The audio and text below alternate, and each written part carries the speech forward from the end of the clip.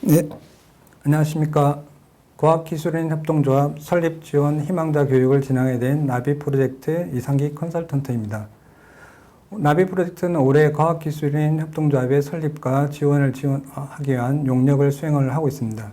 주로 컨설팅과 교육을 진행을 하고 있는데요. 오늘은 설립 희망자 교육 그리고 운영자 교육을 진행될 예정입니다. 오늘은 크게 설립 희망자 교육은 창업, 그리고 협동조합에 대한 이해, 그리고 과학기술인 협동조합이 무엇인지 이렇게 세 가지 파트로 진행이 될 예정입니다. 그럼 먼저 첫 번째 창업에 대해서 이야기해 보겠습니다. 창업이란 뭘까요? 주로 창업은 사업을 시작한다 이렇게 이야기를 합니다. 그러면 어떤 사람이 창업을 하나요? 주로 취업을 해 어려움을 겪은 사람, 그리고 경력이 단절돼서 새로운 뭔가를 해보고 싶은데 취업은 안 되고 그래서 장사나 해야지 이렇게 생각하시는 분들도 있을 것입니다. 그리고 퇴직을 해서 본인의 경력과 지식을 활용을 해서 새로운 뭔가를 해보겠다 이렇게 창업을 고민을 하게 됩니다. 보시다시피 창업은 누구나 할 수 있습니다. 누구나 고민을 하고, 그렇지만 어떤 창업을 하느냐 그것이 가장 관건일 것입니다. 개인 창업, 개인 사업자 프랜차이즈를 하든가 아니면 어떤 법인을 설립하든가 그 속에서 많은 고민들이 이루어질 것입니다. 그러면 우리나라 창업 현황을 한번 살펴보겠습니다. 매년 창업이 조금씩 코로나 이후로 줄어들고 있습니다. 창업자가. 자영업자 비율도 현재 24년 기준으로 19.6%, 자영업자가 560만 정도 된다고 합니다. 매년 조금씩 줄어들고 있고요. 그만큼 창업의 현장이 어렵다는 것을 이야기하고 있습니다. 그리고 전체 우리나라 창업은 1년에 110만 개 정도가 새로운 기업이 생겨나는가 합니다. 그 중에서 20만 정도가 기술 기반 창업을 한다고 합니다. 생각보다 상당히 많습니다. 기술 기반 창업이. 전체 총 활동 기업 수를 살펴보면 창업률은 12.7% 정도 된다고 합니다. 23년 기준으로. 코로나 이후로 조금씩 줄고 있는데요. 이거는 OECD 국가도 마찬가지로 조금씩 창업률이 조금씩 줄고 있습니다. 그만큼 상황이 어렵다는 것이죠.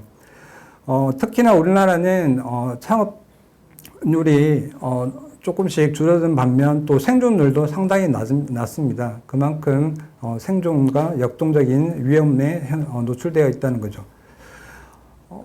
성공의 꿈을 가지고 창업을 시작을 합니다. 많은 기업들이. 그렇지만 많은 파도를 만납니다. 사업을 하면서.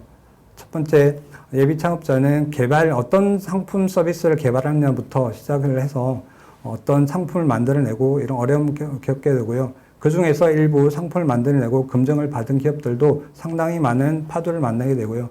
그 중에 10%가 성공을 하는데요. 그 10%가 포함되기 위해서 많은 노력들을 합니다. 그래서 그러면 창업 기업은 어떻게 사람들이 창업을 시작을 할까요? 특히나 과학기술인들은 다양한 아이디어를 가지고 계실 거고요.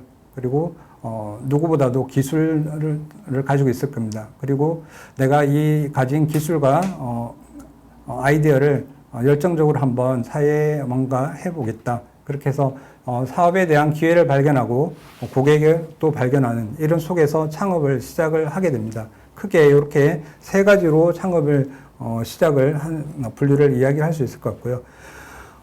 창업의 유명한 교수로 제프리 티몬스 교수님이 있습니다. 제프리 티몬스 교수님은 창업의 핵심 성공 요소로 기회, 팀, 자원을 이야기를 했습니다. 기회를 찾고 효과적인 팀원을 구성하고 그리고 그 자원을 확보하는 요 세 가지가 창업의 성공의 핵심적인 요소라고 했습니다. 기회라고 하면 아이디어겠죠. 어떤 아이디어를 가지고 있고 그리고 어떤 사회 문제를 해결해 보겠다. 이런 기회를 발견을 하고 그리고 훌륭한 팀원을 구성하는 거. 요즘은 혼자 창업하는 사람들이 거의 없습니다. 여러 자원들을 활용해서 본인의 지식뿐만 아니라 여러 자원들을 활용해서 인적 자원, 물적 자원 이렇게 구성해서 창업에 하게 되는데 이 세 가지가 잘 조화롭게 이루어져야 창업에 성공할 수 있습니다. 무엇보다도 창업가가 가장 중요하다고 이야기를 합니다. 기업가 정신을 이야기하고요. 기업가는 리스크와 실패를 두려워하지 않고 도전하며 시장 변화에 적응할 수 있는 능력이 필요하다고 이야기합니다.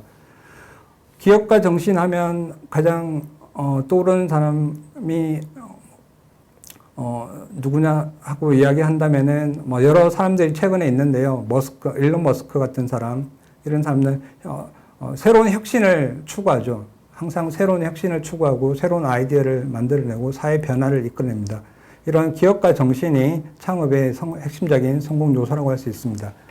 그러면 기업의 이런 핵심적인 가치, 어떤 문제 해결을 하기 위한 그래서 기업은 고객을 창출해야 된다고 피터 드러크는 이야기를 하고 있습니다. 기업의 유일한 목적은 고객을 창출하는 것이라고 이야기를 하고 있습니다. 그러면 고객만 창출하냐, 어떤 고객을 창출하냐, 그리고 고객에게 무엇을 줘야 하느냐. 핵심적으로 고객에게는 가치를 줘야 된다고 이야기를 합니다. 어떤 가치냐? 고객이 만족하고 고객이 바라는 가치. 그 가치는 고객이 어떤 결과에 대한 기대하는 바입니다. 그 기대하는 바를 해결해주고 했을 때 고객에게 가치가 있다고 이야기를 하고요. 그 가치는 단순히 어떤 만족감, 이 차원보다는 좀 더 높은 고객이 감동을 가지고 공감하고 이런 가치를 이야기를 합니다. 사례를 들어보겠습니다. 샌드위치 누구나 다 아실 겁니다. 샌드위치 우리 주위에서 볼 수 있는데요. 샌드위치는 18세기 영국에 샌드위치 백작이라고 있었다고 합니다. 샌드위치 백작은 도박을 너무나 좋아해서요. 이 시간이 너무 아까웠다고 합니다. 도박을 하는 시간 자체가 밥 먹는 시간까지 아까워서 어떻게 하면 이 간소하게 밥을 해결할 수 있을까? 그래서 빵과 빵 사이에 고개를 넣어서 만든 것이 샌드위치입니다. 그래서 이 샌드위치에서 알 수 있듯이 이 고객은 시간을 절약하는 게 고객의 가치였죠. 가장 간소하게 빨리 식사를 해결하는 그 가치를 해결할 수 있었습니다. 또 하나의 사례를 보겠습니다. 에어프라이기인데요. 감자튀김 시장은 생각하면 그냥 감자를 튀기는 겁니다. 기름을 활용해서 감자를 튀기는 건데 이 감자를 튀기는데 많은 기름이 소요되고 그리고 안전에도 위험에도 노출되어 있고요. 그래서 어떻게 하면 간편하게 그리고 기름을 최소화 사용하면서 만들 수 있을까 되팔이 고민해서 만든 것이 소량의 기름으로 에어 열풍을 이용해서 만든 것이 에어프라이기입니다. 이렇게 어떤 문제를 해결하고 위험을 해결하는 그 과정 속에서 새로운 혁신이 나오고 새로운 아이디어가 나옵니다. 핵심은 어떤 고객이 느끼는 문제 해결을 어떻게 해결할 거냐. 그게 문제 해결의 솔루션에서 상품이 나오고 서비스가 나오고 대신에 거기서 멈추지 않고 고객에게 감동을 주는 것까지 공감과 감동을 주는 것까지 이어져야 명확한 어떤 상품이 제대로 검증이 될 것입니다. 이런 상품은 계속적으로 탐색하고 과정 속에서 새로운 비즈니스 모델을 발견해내는 것이 검토하는 것이 중요합니다. 여기서 말하는 비즈니스 모델이 뭘까요? 그럼 비즈니스 모델은 한마디로 사업을 어떻게 하겠다는 설계도와 같습니다. 비즈니스 모델은 19세기 90년대 말 인터넷 시대에서 발전을 한 건데요. IT 기업들이 아이디어는 많지만은 어떤 그 자신들의 아이디어를 어떻게 검증하고 보여주는 것에 대한 어려움으로 어떤 설계도를 만든 겁니다. 결국 우리를 믿어달라. 이렇게 운영을 하면 우리는 성공할 수 있다. 그런 설계도를 만든 것이 비즈니스 모델이라고 보시면 될 겁니다. 근데 비즈니스 모델은 단순히 어떻게 운영하겠다 설득하기 위해서는 그 속에 가치가 있어야 되고 가치를 어떻게 창출하고 전달할 거냐 그리고 어떤 가치를 어떻게 확보할 거냐 요 요소들을 다 보여줘야 합니다. 그게 비즈니스 모델의 핵심이고요. 그래서 고객 접점, 핵심 역량, 수익 모델 이 세 가지에 대한 부분을 명확하게 보여줄 수 있어야 명확한 비즈니스 모델이라고 할 수 있습니다. 그래서 간단하게 다시 이야기하면은 훨씬 좋은 그리고 차별화된 방법을 제시하는 것 그리고 사람들이 쉽게 공감할 수 있는 모델 이것이 비즈니스 모델의 핵심입니다. 사례로 이렇게 살펴보면 쉽게 이해하실 수 있을 것 같습니다. 커피를 좋아하시는 원래 저도 커피를 되게 좋아하는데요. 특히나 스타벅스에 제가 아르바이트도 한 적이 있어가지고 스타벅스의 커피를 되게 좋아하는데요. 스타벅스는 추구하는 가치가 편안함입니다. 제3의 공간이라고 이야기를 하는데요. 회사, 집, 그리고 스타벅스 이렇게 편안함을 느끼는 공간을 주기 위해서 스타벅스의 공간이 이렇게 인테리어까지도 고민을 하고 그렇게 운영이 되고 있습니다. 근데 또 다른 고객은 가서 시간 편안함보다는 나는 간편하게 마시고 싶다. 언제 어디서나 편안하게 커피를 마시고 싶다. 그런 욕구를 가진 고객들이 있을 것입니다. 그 고객들은 우리가 편안하게 먹는 캡슐 커피, 네스카페 이런 곳에서 본인의 가치를 느낄 것입니다. 이렇게 비즈니스 모델은 고객이 느끼는 어떤 가치에 어떻게 접근을 하냐에 따라서 비즈니스 모델들이 달라질 거고요. 그러면 우리는 어떤 가치를 줄 것이냐, 그리고 어떤 수익 모델을 가지고 있느냐, 그리고 핵심 역량을 가지고 있느냐, 이렇게 비즈니스 모델을 한번 점검해 보는 것도 좋을 것 같습니다. 지금 협동조합을 창업을 고민을 하고 계신 분들이 지금 교육을 듣고 있었을 텐데요. 협동조합뿐만이 아니라 어떤 창업을 할 것인가 그 고민 속에서 한번 이렇게 한번 질문들을 던져보시면 좋을 것 같습니다. 나는 좋은 아이디어가 있다. 네, 그러면 함께할 사람이 주변에 있다. 그리고 함께할 지인들이 어려움도 함께 극복할 수 있는 강한 의지와 신뢰가 있다. 우리는 사업 자금이 넉넉하다. 그러면 주식회사를 할 수도 있고 협동조합을 할 수도 있고 그렇습니다. 그렇지만 사업 자금이 좀 넉넉하지 않다. 그러면 협동조합을 또 고민해 볼 수 있을 것 같습니다. 그리고 아이디어가 특별히 없다. 그렇지만 나는 일을 하고 싶다. 그러면 새로운 비즈니스 모델을 개발을 한다든가 아니면 창업 대신에 취업을 한다든가 이렇게 고민해 볼 수 있을 거고요. 창업을 고민을 했으면 나는 목적을 가지고 창업을 하겠다. 그리고 어떤 영리적인 목적을 가지고 하겠다. 아니면 비영리적으로 어떤 사업을 해보겠다. 그렇게도 고민을 해볼 수, 방향을 설정을 해볼 수 있을 텐데요. 그 방향 설정에 따라서 비영리를 해보고 싶다. 그리고 그 속에서 의사결정 구조는 그러면 어떤 의사결정 구조를 할 것이냐, 이사회냐, 아니면은 동등한 평등 구조를 가져갈 거냐, 이런 차이에서도 1인 1표를 행사하는 사단법인이나 비영리 법인, 이렇게 사업을 할 수도 있을 거고요. 그리고 나는 영리를 목적으로 해서 조금 사업을 하고 싶다. 그러면 영리 속에서도 의사결정, 우리가 가장 쉽게 접하는 주식회사가 있을 거고요. 주식회사는 주식을 많이 가진 사람이 의사결정을 많이 하게 되는 구조이고, 그러면 대신 나는 평등한 어떤 사업체를 구성해 보고 싶다. 그러면은 유한회사 아니면 협동조합을 고민할 수 있을 것입니다. 여기서 보시듯이 협동조합은 1인 1표, 지금 1인 1표라는 표현이 되어 있는데요. 지금 아직 협동조합이 설립 전이고 협동조합에 대한 이해가 조금 없으신 분들은 이게 어떤 의미인지 아직은 조금 궁금해 하실 텐데요. 한번 하나하나 협동조합을 보면서 살펴보도록 하겠습니다. 네, 두 번째로 협동조합을 이야기해 보겠습니다. 협동조합이 뭘까요? 많이 들어보셨죠? 특히나 최근 들어서 협동조합의 중요성이 더 협동조합의 성장 이런 부분들이 이야기가 많이 되고요. 그렇지만 좀 오해도 있는 것 같습니다. 협동조합은 자금이나 가진 자원이 부족하니까 많은 사람들이 모여서 하는 게 협동조합 아니냐. 그래서 실제 운영도 잘 안 되고 어려움을 겪고 또 실패하는 사람도 많고 이런 또 이미지도 가지고 있는 것 같습니다.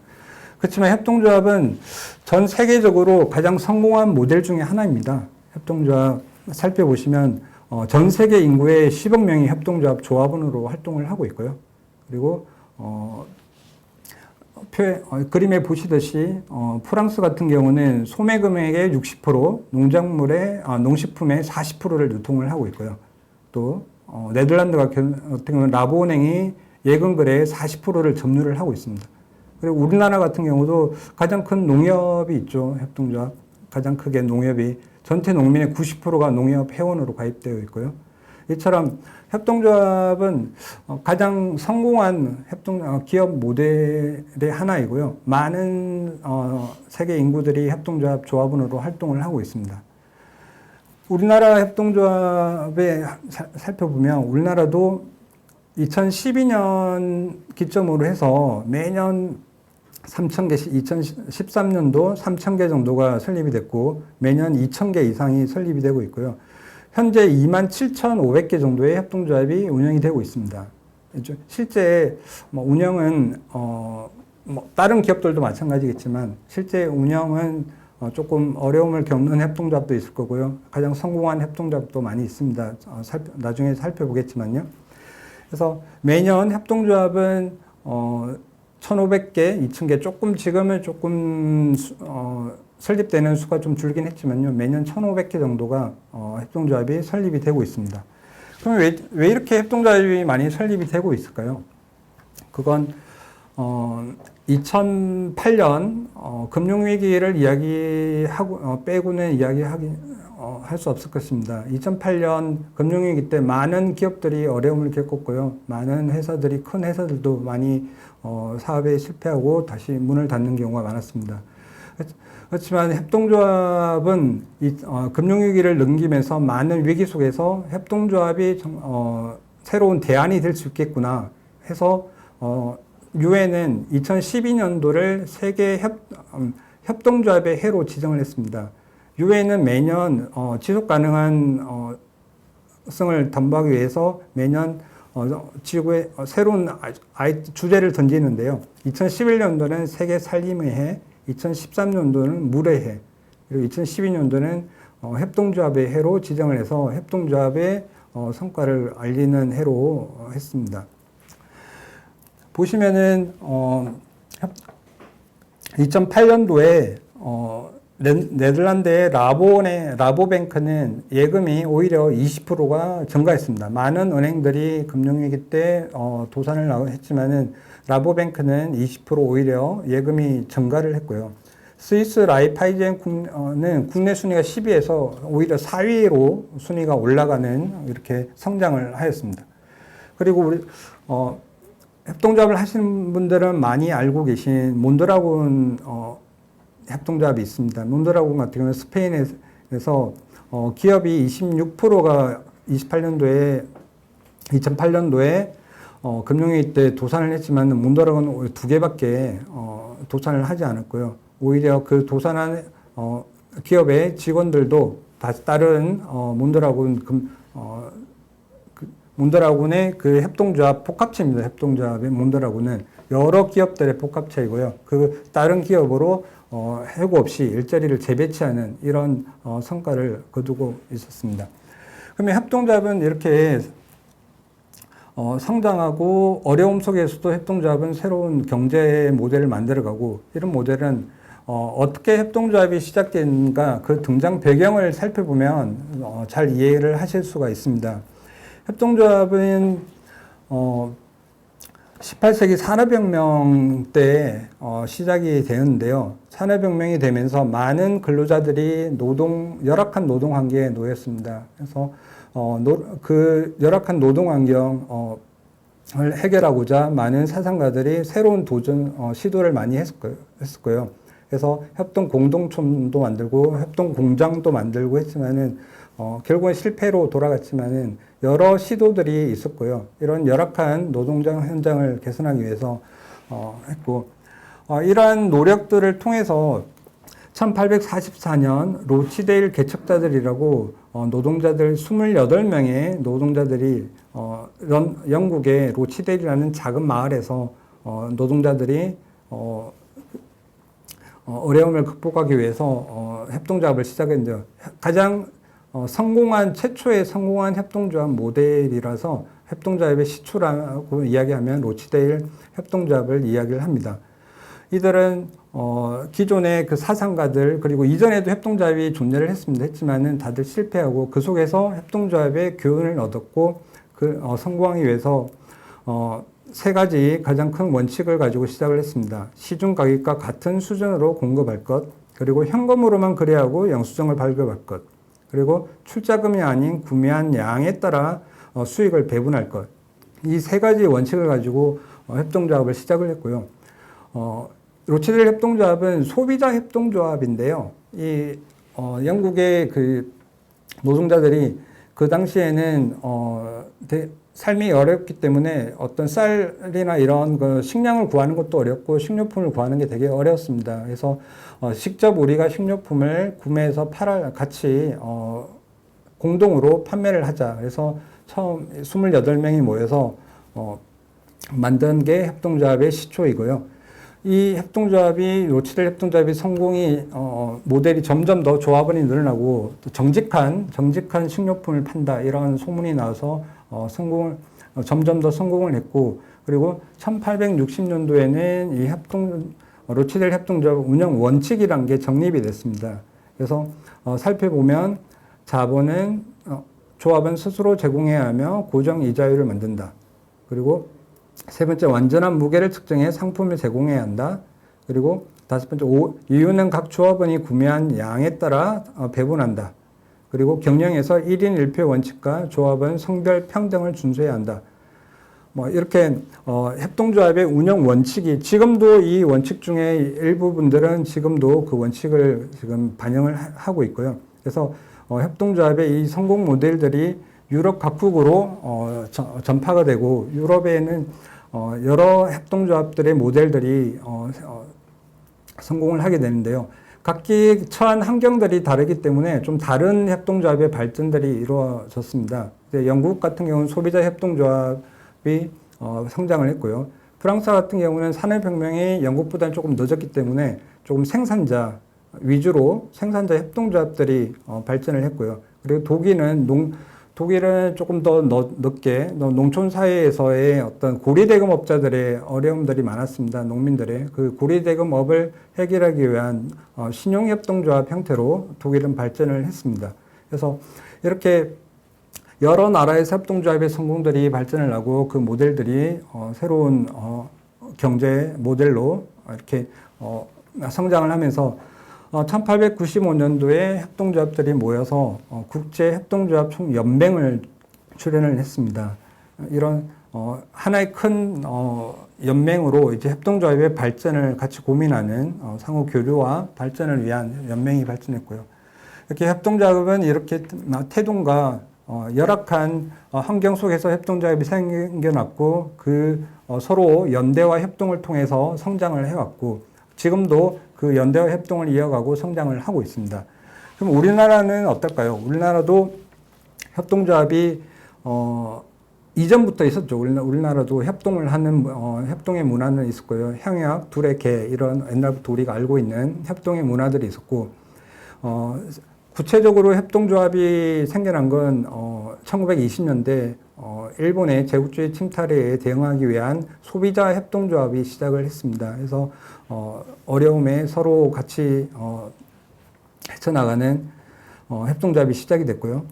그리고 50년대에는 좀 관주도의 그 전쟁 이후에 관주도의 협동조합들이 생겨났고, 그래서 지금 2012년도에 협동조합 기본법이 제정이 됐습니다. 2012년도 제정까지는 누구나 다 협동조합을 만들 수는 없었고요.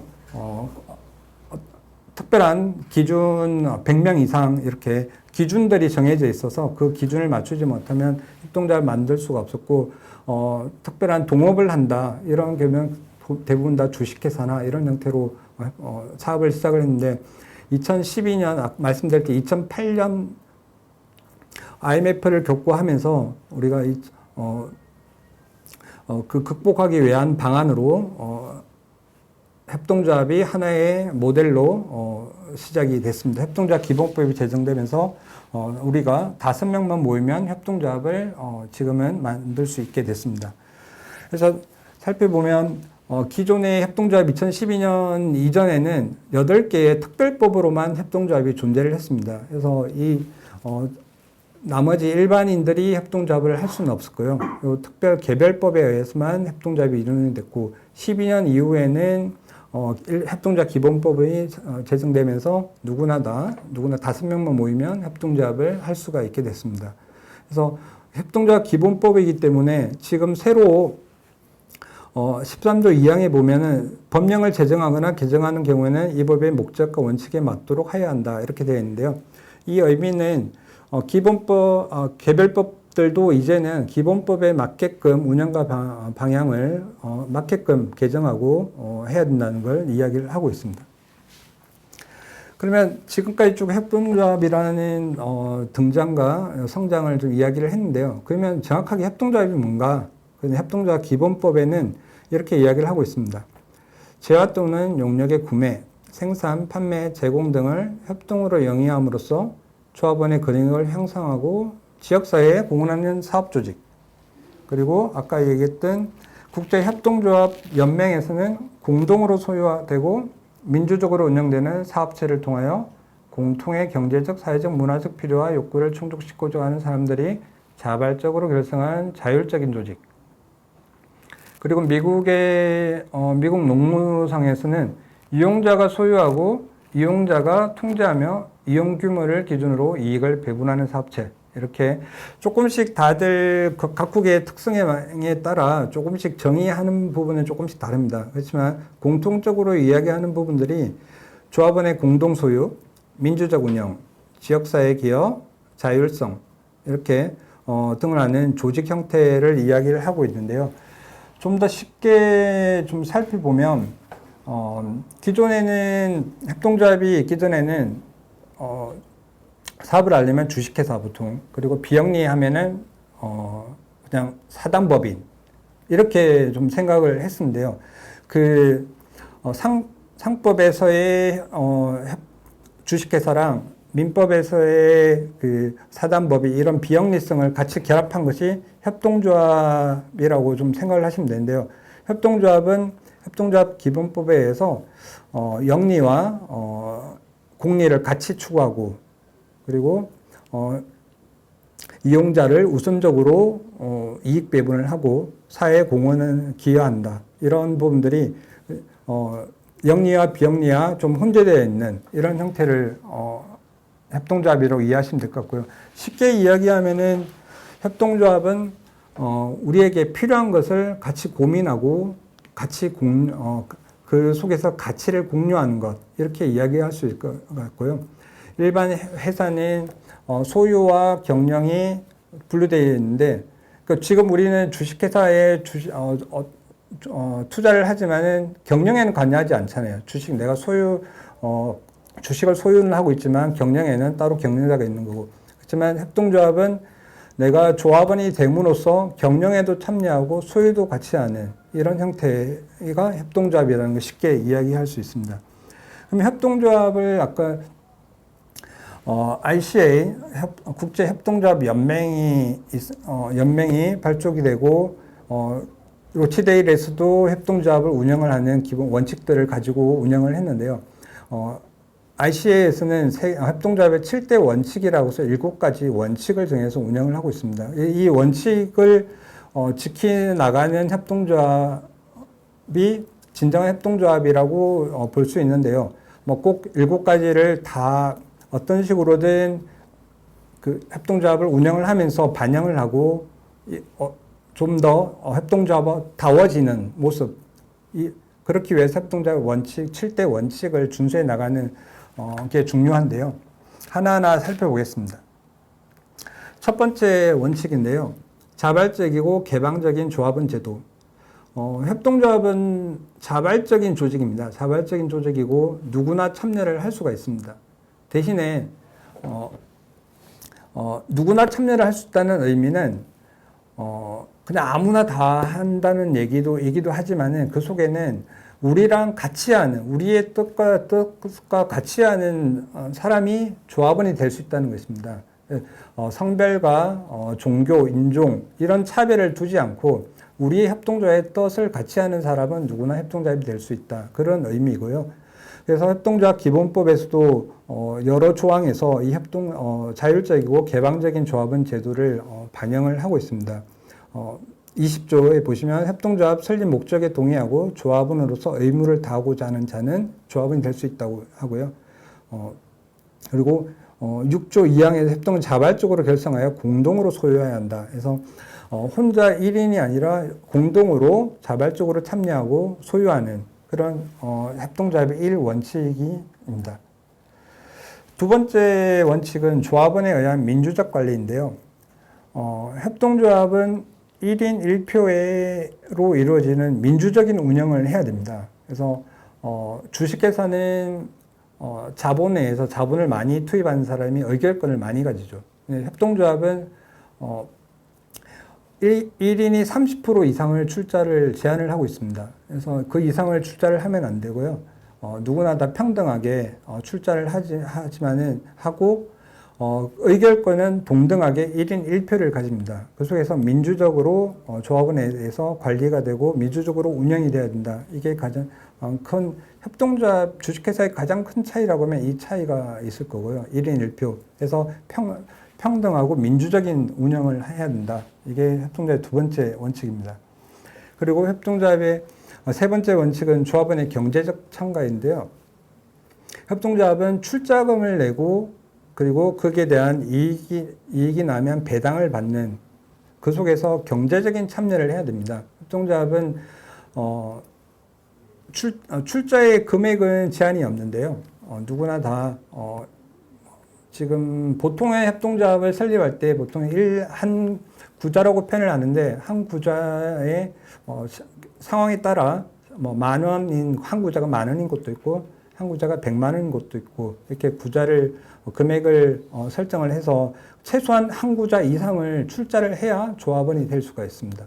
그래서 조합원의 경제적인 참여를 이야기를 하고 있고요. 그리고 네 번째 원칙은 자유와 독립인데요. 협동조합은 자율적인 조직입니다. 어느 조직에서 누구 통제와 자율적인 통제 관리를 운영이 되어야 되고요. 국가에 종속되지 말아야 되고 그리고 어떤 국가랑 어떤 사업을 할 때는 조합원의 그 민주적인 통제를 보장하는 속에서 그 사업들이 이루어져야 되고요. 이전에 저희 농협 같은 경우나 그 기존의 8개 법에 의한 협동조합들은 기존에 많이 좀 관변단체라는 표현도 쓰면서 좀 국가의 통제를 많이 받았었죠. 어떤 국가 사업을 운영하기 위한 방안으로 협동조합이 좀 이용이 된 경향이 있고요. 최근에 들어서는 많은 농협도 교육이라든가 지역사회 공헌이라든가 이런 활동들을 많이 하고자 노력을 하고 있는 걸로 알고 있습니다. 다섯 번째 원칙은 교육, 훈련 및 정보 제공인데요. 협동조합은 꾸준하게 조합원들에 대한 교육을 진행을 해야 되고요. 그리고 협동조합의 원칙과 협동조합을 지역사회에 알리는 홍보 활동을 계속 해야 됩니다. 그래서 협동조합 교육이 왜 중요하냐면은 처음에는 협동조합이 잘 운영이 됩니다. 처음 다 같은 뜻을 모아서 초기 시작이 되는데요. 그렇지만 협동조합에 대한 교육이 충분히 이루어지지 않는다면 의사결정을 하는데 참 많은 어려움을 겪고요. 그리고 사업에 대한 이해 이런 부분도 꾸준하게 교육 속에서 같이 의견들을 모으고 사업을 함께 나갈 수 있습니다. 그래서 협동조합 교육이 상당히 중요한 부분을 차지를 하고 있고요. 여섯 번째 협동조합 간의 협동입니다. 협동조합은 크게 시작하는 협동조합도 있지만은 대부분 다 5명의 소규모로 시작을 하는 게 보통의 협동조합이고요. 그렇다 보니까 자금적이나 여러 가지 자원적이나 어려움을 많이 겪고 있고요. 그랬기 때문에 자본시장에서 같이 성장하기 위해서는 나보다 먼저 앞서간 협동조합들의 도움과 네트워크 자원들을 활용을 하면서 서로 협동조합 간의 연대가 가장 중요합니다. 끌어주고 좀 더 어떤 자원이나 노하우 이런 부분도 같이 공유하고 끌어주는 이런 협동조합 간의 협동이 가장 중요합니다. 그래서 저는 최근에 들어서 백다방을 좀 많이 좀 기사에서 보고 있고 좀 유심히 이렇게 보고 있는데요. 어려움 속에서 프랜차이즈가 백다방이 많이 성장을 했죠. 성장을 했고 하지만은 그 속에는 여러 또 소상공인들의 어려움도 같이 있죠. 이번에도 특히 500원 할인 특별 행사도 하고 하면서 지역의 소상공인들도 많이 오히려 어려움도 겪었다고 이야기를 합니다. 그래서 좀 대기업이죠. 백다방은 소규모 작은 개인 커피점에 비하면 이런 대기업들의 경쟁에서 이기기 위해서는 같이 또 그 속에서 살아가기 위해서는 협동조합 간의 협동이 정말로 중요하다는 생각을 다시금 하게 됐습니다. 7번째, 지역사회에 대한 기여입니다. 이 원칙은 중요한데요. 우리가 살아가는 터전이 지역사회잖아요. 이 지역, 좀 전에도 말씀드렸듯이 지역사회에서의 연대와 속에서 협동조합이 성장하고 발전을 할 수가 있습니다. 지역사회를 무시하고 기업만이 살아갈 수 있는 건 아니고요. 지역사회에 기여하는 속에서 협동조합의 그 의미를 다시 한번 생각을 할 수 있을 것 같습니다. 이렇게 협동조합의 7개의 원칙을 살펴봤는데요. 다시 한번 정리하면 협동조합은 조합원 공동소유, 민주적 운영, 지역사회 기여, 자율성, 그리고 자율성 등을 특징으로 하는 조직 형태. 협동조합 기본법 다시 살펴보면 재화 또는 용역의 구매, 생산, 판매, 제공 등을 협동으로 영위함으로써 조합원의 권익을 향상하고 지역사회에 공헌하는 사업조직. 협동조합이 이렇게 이야기를 하는데요. 이 속에는 자세히 살펴보면 사업조직이라는 사업체라는 특성을 가지고 있고요. 그리고 공동으로 조합원의 권익을 향상시키는, 그리고 이 조합원의 자발적인 결사체의 특성을 두 가지를 같이 가지고 있습니다. 그래서 두 가지의 특성을 협동조합을 쉽게 두 마리의 토끼를 다 잡아야 된다 이렇게 이야기를 하는데요. 사실은 쉽지 않죠. 두 마리의 토끼를 잡는다는 게. 주식회사는 열심히 돈을 버는 주식회사 목적인데, 협동조합은 열심히 돈도 벌어야 되지만은 조합원의 구성원들의 결사체의 어떤 필요, 욕구도 같이 만족을 시켜야 되고, 그리고 협동조합 원칙에서 보듯이 협동조합끼리의 연대, 그리고 지역사회 공헌, 기여, 이런 부분도 같이 고민을 해야 되기 때문에 협동조합은 참 어려운 조직입니다. 어떻게 보면은 저도 실제 협동조합 운영을 해보면 사업하기도 바쁜데, 조합은 제가 협동조합을 실제 설립하고 운영을 했었는데요.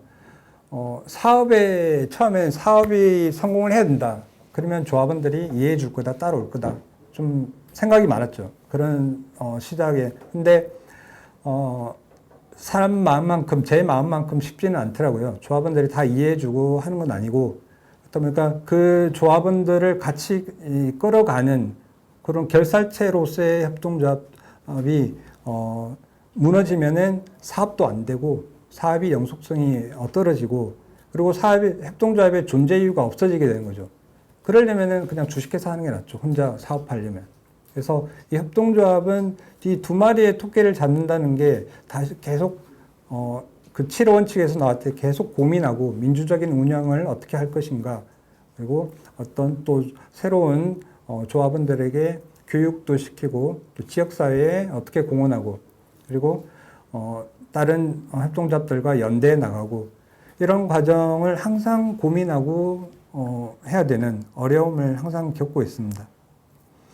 그래서 협동조합의 두 마리 토끼를 여러 이중성을 보이는데요. 여기 보시면은 조합원에서의 이중성, 구성원, 이용자 이렇게 볼 수 있고, 또 목적에서 아까 말씀드렸던 사회적 목적이 있고 경제적 목적이 있고, 조직이 결사체화인 특성, 그리고 사업체인 특성, 그리고 조직 운영에 있어서의 또 평등 원칙, 또 공정 원칙, 이용고 배당이라고 나오는데요.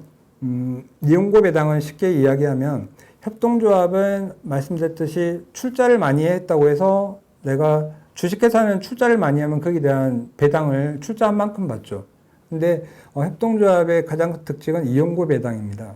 그래서 로치델 협동조합부터 시작한 게 이용고 배당인데요. 이용고 배당은 내가 협동조합을 이용하는 거에 대한 배당을 받는 겁니다. 주식 출자에 대한 배당도 받지만은 내가 협동조합에 얼마만큼 기여를 했느냐, 그걸 중요하게 생각을 하는 거죠. 그래서 쉽게 얘기하면 소비자 협동조합 같은 경우는 내가 소비자로서의 물품을 많이 구매하고 했으면은 그 많이 구매한 거에 대한 나중에 배당을 많이 받는 거죠. 이용을 적게 하는 사람보다는. 그런 식으로 이용과 배당이 협동조합에서는 가장 중요하다. 그리고 자본도 이중성을 가지고 있고 출자금이 있고 적립금이 있는데요. 이익이 나면은 그 이익을 다 배당을 하는 게 아니고 일정 부분 적립을 합니다. 그 적립을 하는 속에서 공동의 자산이 형성이 되고요. 이런 이중성을 협동조합을 가지고 있습니다.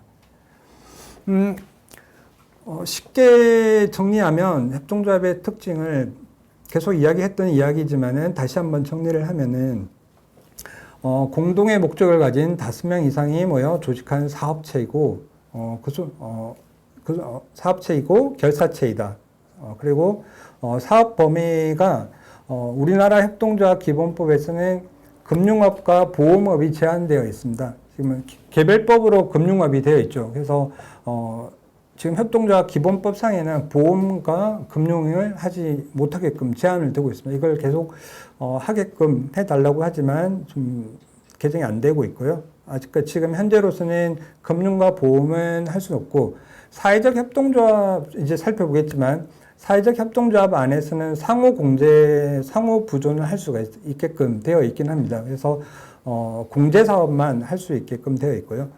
그리고 의결권은 출자 구매와 무관하게 1인 1표제, 이 가장 중요한 협동조합의 원칙이고요.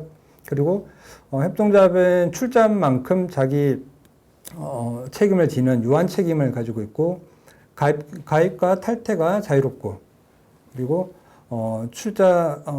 배당의 부분에 있어서는 배당의 100분의 50 이상은 협동조합 사업에 사용을 해야 되고 이용 실적에 따라 배당을 해야 된다. 이런 원칙을 가지고 있습니다. 협동조합이 조금 이해가 되셨는지 모르겠네요. 어렵죠, 아직까지. 그래서. 그러면 협동조합이 좀 어떤 형태가 있는지 협동조합 유형을 조금 살펴보시면 조금 더 우리 생활 주변에서 보시는 협동조합을 통해서 조금 더 이해를 하실 수가 있을 것 같은데요. 협동조합 분류하는 기준을 보면은 목적에 따라서 조합원이 어떤 필요를 느끼냐, 개인의 어떤 생활적인 부분 아니면 소비적인 부분, 어떤 조합원의 필요에 따라서 분류를 할 수 있고 또 사회적 목적, 사회적으로 어떤 목적을 가지고 있느냐에 따라서 협동조합 분류를 할 수가 있을 거고요. 그리고 어떤 물품이나 서비스를 이용을 한다. 그리고 협동조합의 인력이나 공동의 업무 이런 부분에서 주된 사업이 뭐냐. 그리고 조합원의 참여 동기가 뭐냐. 이렇게 협동조합을 분류를 하게 할 수가 있는데요. 우리나라 협동조합법 기본법에 따라 크게 세 종류로 협동조합 기본법이 이루어진데 유형을 분류를 하고 있습니다. 그래서 일반 협동조합, 사회적 협동조합, 협동조합 연합회 이렇게 세 개로 크게 분류가 되고요. 일반 협동조합 안에는 이제 조합은 5명 이상이 모여서 설립이 되고 말씀드렸던 어떤 구성원의 특성에 따라서 사업자 협동조합, 직원 협동조합, 소비자 협동조합 그리고 다중의 협동조합 이렇게 분류가 되고요. 그다음에 사회적 협동조합은 영리가 아닌 비영리를 목적으로 하는 협동조합을 사회적 협동조합이라고 하고요. 사회적 협동조합은 말씀드린 비영리이고 공익을 추구를 해야 됩니다. 그래서 사회적 협동조합은 일반 협동조합은 신고를 하면 관청에 신고를 하면은 설립이 되는데 사회적 협동조합은 공익적인 목적을 추구를 하느냐 심사를 해서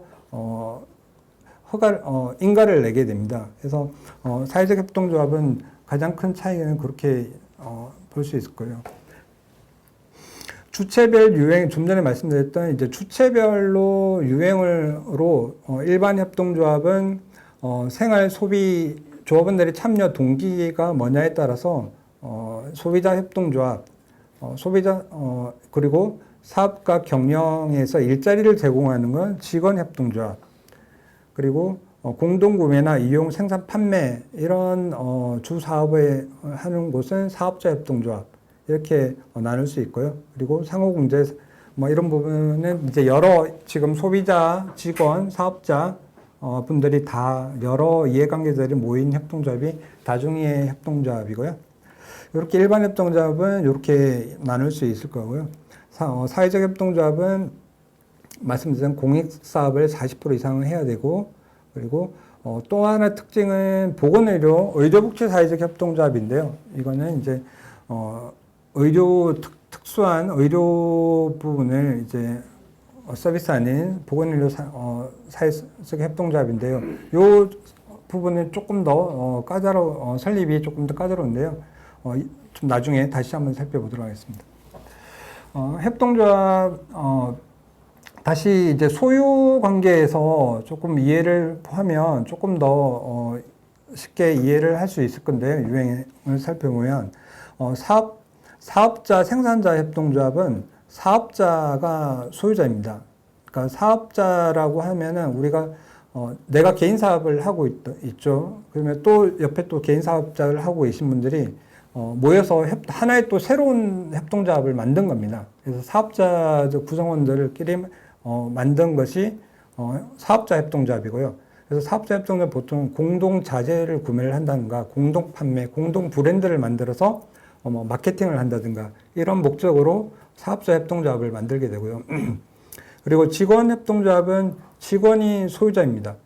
직원의 3분의 2가 협동조합 조합원이고, 그리고 또 조합원의 3분의 2가 근로자인, 그러면은 직원협동조합이 되는데요. 직원협동조합은 소유주이면서 또 직원인 특성을 가지고 있습니다. 제가 옛날에 사실 고등학교 때 그런 고민을 한 적이 있었습니다. 이 대기업들을 보면은 직원들인데 직원들이 왜 주인이 못 되지? 직원들이 주식을 사면은 내가 회사를 직원이 운영을 하는 경영자가 되지 않나? 그때는 협동조합이라는 개념 자체를 몰랐습니다. 모르고, 이 자본주의 참, 자본가들만 좀 그런 자본을, 가져가는 것 같은데, 노동자들이, 주식을 하나 사면 내가, 지금의 우리 사주죠. 우리 사주 형태. 근데, 조그마한 회사 같은 경우는 요즘은 우리 사주에 계속 해서 경영에도 참여를 하고 합니다. 근데 직원 협동조합 같은 경우는 협동조합 직원 자체가 소유주가 되는 거예요. 그러니까 자본의 지금 주식회사는 그 많은 자금을 지금 대기업 같은 몇십조, 몇백조가 되는 자금을 노동자들이 주식을 살 수가 없잖아요, 전부 다. 그래서 과반 이상을 살 수가 없고. 그렇지만 노동자 협동조합은 노동자가 회사에 출자를 하고 조합을 참여를 해서 1인 1표를 행사를 하면서 주인이 되는 거죠, 회사에. 그래서 노동자 직원 협동조합이 있고요. 요거 이제 일반 주식회사에서 노동자 협동조합으로 직원 협동조합으로 전환한 사례들도 있습니다. 나중에 보여드릴 텐데요. 그런 사례도 있고요. 그리고 소비자 협동조합은 소비자가 주인입니다. 우리가 가장 쉽게 접하는 아이쿱 같은 생활협동조합인데요. 가입을, 지금은 가입비가 정확히 얼마인지 모르겠지만, 한 5만 원 정도만 내면은 조합원이 되죠. 소비자, 아이쿱의 회원이 돼서 누구나 다, 아이쿱의 물품을 할인가, 회원가로 살 수가 있죠. 그래서 소비자들이, 출자를 하고 소비자 조합원으로 참여하고 소비자 협동조합 지금의 아이쿱 같은 경우는 사실은 소비자 협동조합으로만 보기는 좀 그렇고요. 그 속에는 생산자들도 있고 다양한 구성원들이 있습니다. 그래서 다중이해 관계자 협동조합은 말씀드린 사업자, 직원, 소비자 이렇게 다양한 구성원들이 참여하는 협동조합을 다중이해 관계자 협동조합이라고 합니다. 협동조합의 원리라고 표현을 하는데, 지금 보여드린 표를 이해하시면은 협동조합이 어떻게 운영되는지에 대한 이해를 가장 쉽게 할 수 있을 것 같습니다. 그래서, 판매 가격이, 100원이고 생산 비용이 75원이 들고 수익이 25원이 났으면 이 25원을 어디에 사용할 거냐? 그 수익 배당을 한다고 했잖아요. 협동조합은 수익 배당을 하는데 이 배당을 누구한테 하느냐, 어떤 식으로 하느냐에 따라서 협동조합의 유형들이 차이가 있습니다. 그래서 상법상에서는 당연히 주식을 가진 투자자들한테 배당을 하죠. 근데 사회적 협동조합은 배당을 할 수가 없습니다. 그래서 공익적인 법인이기 때문에 그 배당을 하지 못하고 그 수익은 공익적인 목적으로 사용을 합니다. 그래서 취약계층을 고용한다든가 지역사회에 기여를 한다든가 이런 공익사업에 사용을 해야 되고요. 그 다음에 소비자협동조합 같은 경우는 소비자의 권익을, 이 이익을 사용을 하는데요. 예를 쉽게 이야기하면 내가 어떤 물품을 500원에 주고 샀는데 수익이 났어. 그러면 물품의 가격을 인하를 할 수가 있겠죠. 500원이 아닌 좀 더 낮은 가격에 공급을 할 수 있겠죠. 그런 식으로 수익이 난 거에 대한 주인인 소비자들한테 그 이익을 다시 돌려주는 게 되는 거고요. 사업자협동조합 같은 경우는 마침 사업자는 여러 사업자들이 공동 구매를 하고 또 공동의 마케팅을 하고 이렇게 모이는 그 수익이 났으면 공동 구매를 해서 그 공동 구매한 물품을 각 사업자들이 다시 구매를 하게 되잖아요.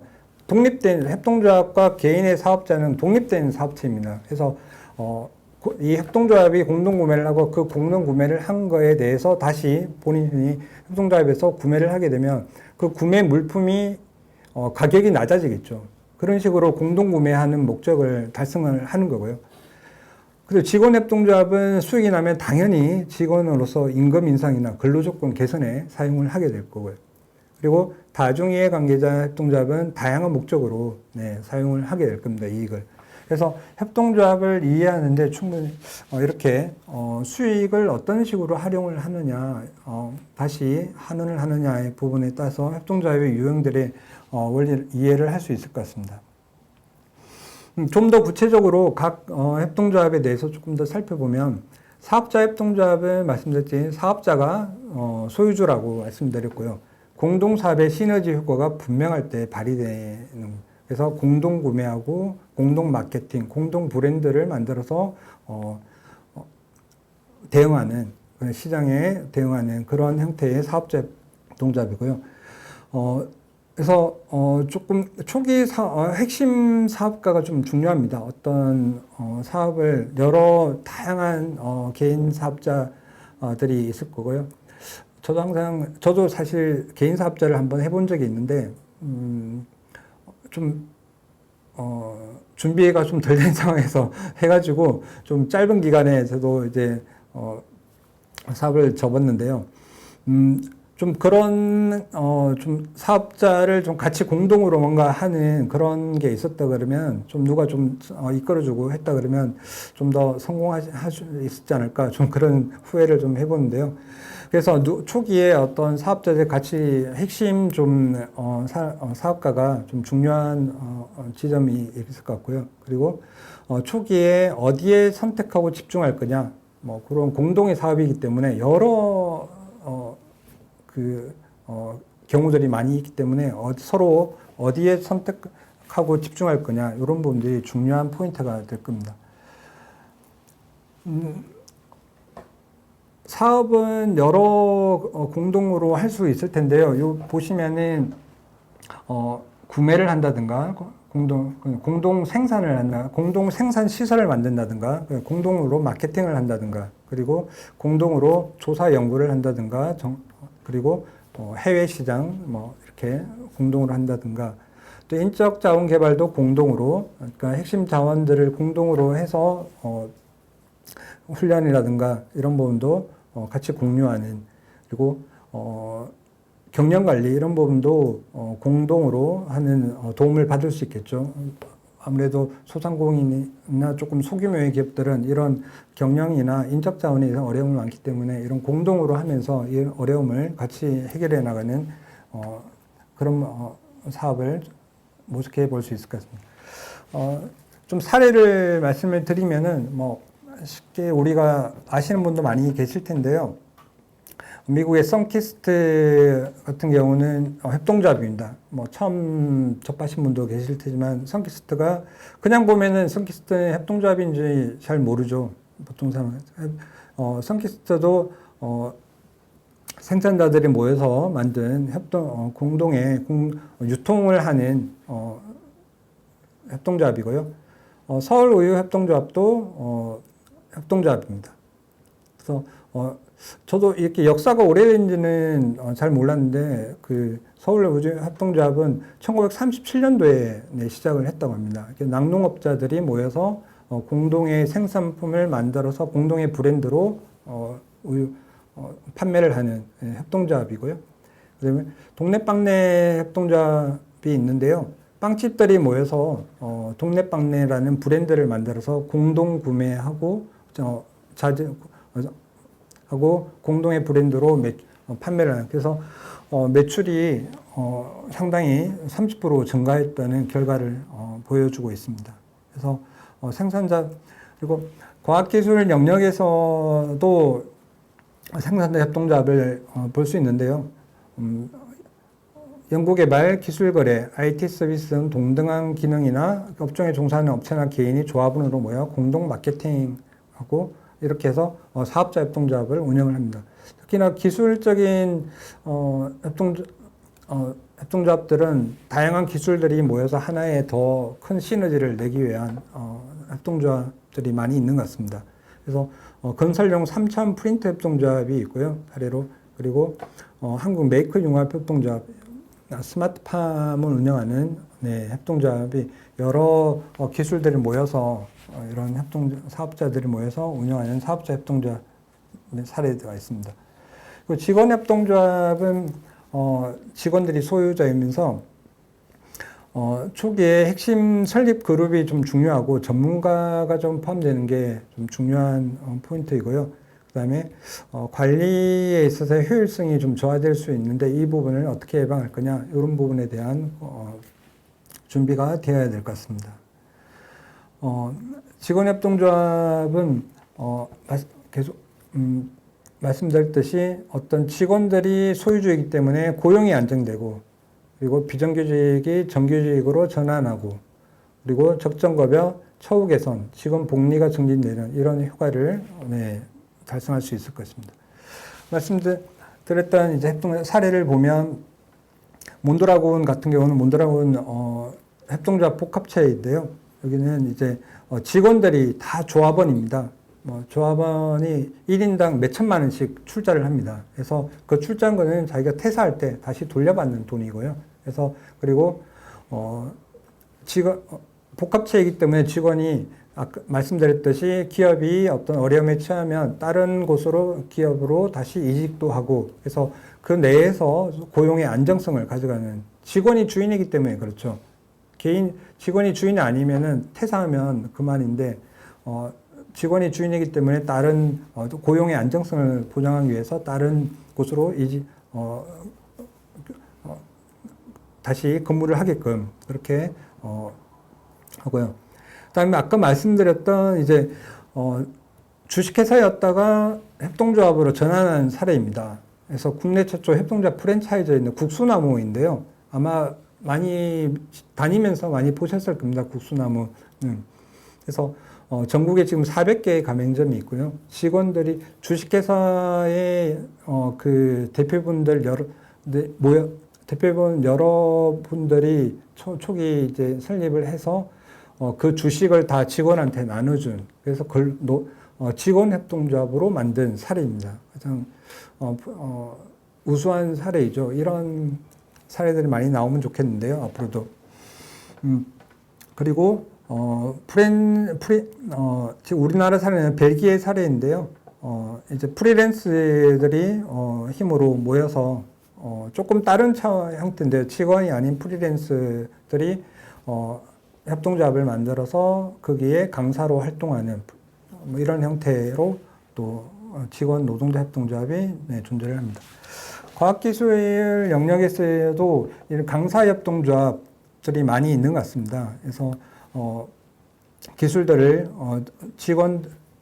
직원들이 모여서 어떤 기술을 같이 공유를 하면서 협동조합을 만들어서 그 기술들을 같이 보급해 나가는 이런 과학기술 영역에서의 또 협동조합들이 많이 있는 것 같습니다. 프리랜서 협동조합, 좀 전에 말씀드렸던 프리랜서 협동조합은 좀 사업자랑 노동자 협동조합이 좀 섞여 있는 형태일 수도 있고요. 그래서 조금 더 좀 특징적인 프리랜서 협동조합의 특성들을 가지고 있는데요. 노동자들이 좀 독립된 노동자들입니다. 조합원, 저희도 제가 또 다른 협동조합에 참여하는 협동조합이 있는데, 거기는 협동조합에 제가 강사나 교육 컨설팅 쪽으로만 좀 그쪽은 또 일을 하고 있고요. 그거는 이제 어떤 프로젝트 있을 때만 참여해서 이렇게 일을 협동조합원으로서의 어떤 활동을 하고 있습니다. 소비자 협동조합 같은 경우는 이제 소비자가 소유자이고요. 그래서 가장 조합원이 많이 모여야 성공을 할 수 있겠죠. 소비자 협동조합이니까 우리의 제품을 가장 많은 사람들이 소비를 해줘야 협동조합으로서의 성장을 할 수 있고 경쟁력을 가질 수가 있습니다. 그래서 가장 큰 규모의, 지금 소비자 협동조합을 보면은 규모가 상당하죠. 그래서 직원 수가 많고 규모의 경제를 이룰 수 있고, 직원이 많다 보니까 많을수록 규모의 경제를 이룰 수가 있고, 이런 특성들을 가지고 있습니다. 또 사례를 보면 하나만 말씀드리면은 미국의 레이라는 협동조합인데요. 이거는 소매 협동조합이고요. 소비자를 아웃도어 제품을 판매하는 협동조합인데요. 산악가 친구들이 이제 품질을 미국에 이제 너무 고가인 거예요. 그래서 해외에서 수입을 하는데 너무 저렴하게 공동으로 구매해가지고 판매하는, 그래서 그런 욕구들을 가진 사람들이 조합원으로 참여해서, 그래서 단가를 쳐서 공급하는 소비자 협동조합으로서 성장을 한 사례입니다. 과학기술 영역에서 보면 요즘 태양광 발전한 협동조합들이 많이 생겨나고 있죠. 그래서 햇빛 발전 협동조합들이 각 지역마다 계속 생겨나고 있는데요. 직접 내가 소비를 하지는 못하지만은 이후에 전기까지도 소비할 수 있는 그런, 아마 더키나 더 중요해지니까 이런 부분들이 소비자 협동조합으로 참여를 할 수가 있을 것 같습니다. 향후에는. 다중이해 관계자 협동조합은 말씀드렸듯이 좀 넘어가도 될 것 같고요. 사회적 협동조합은 다른 부분들은 말씀을 드렸으니까 주 사업이 40% 이상이어야 된다. 사회적 목적을 달성하는. 그래서 부처에 인가를 받아야 된다. 이게 가장 큰 특징이고요. 그리고 보건의료 사회적 협동조합은 조합원이 500명 이상이어야 되고 출자금이 1억 원 이상이 모여야 되는. 그래서 쉽게 할 수 있는 부분은 아니고요. 보건의료 사회적 협동조합은 그래서 지역에 보면 하나 정도에 있는 것 같습니다. 그래서 이렇게 사회적 협동조합이 운영이 되고 있습니다. 그래서 과학기술 협동조합도 여러 과학기술을 활용을 해서 사회적 기여를 하고자 하는 분들이 많은 분들께서 참여를 하고 계신 것 같고요. 이런 사회적 기술을 활용한 이제 혁신으로 사회 변화를 이끌어가는, 사회에 기여하는 많은 과학인분들이 있는 것 같습니다. 지금까지 창업에 대해서 간단히 이야기를 했고, 그리고 협동조합이 뭔지, 그리고 협동조합이 어떤 원리로 운영이 되고, 또 어떤 유형으로 협동조합이 운영이 되고 있는지를 좀 말씀을 드렸는데요. 좀 더, 뒤쪽 부분은 이제 실질적으로 협동조합을 어떻게 설립을 할 건가, 설립 단계에 대한 이야기를 좀 해보도록 하겠습니다. 협동조합 설립하기 전에 그래도 우리가 어느 정도 준비가 되어 있나 한번 점검해 보면 좋을 것 같습니다. 그래서 제가 요 보시는 바와 같이 한 6개 정도 한번 하나씩 점검을 해 보시고 그래도 내가 이 부분이 조금 부족하구나, 그리고 이 부분을 조금 더 이 부분은 뭔가 명확하게 좀 그림이 그려진다, 이런 걸 가지고 협동조합을 준비를 하셨으면 좋겠습니다.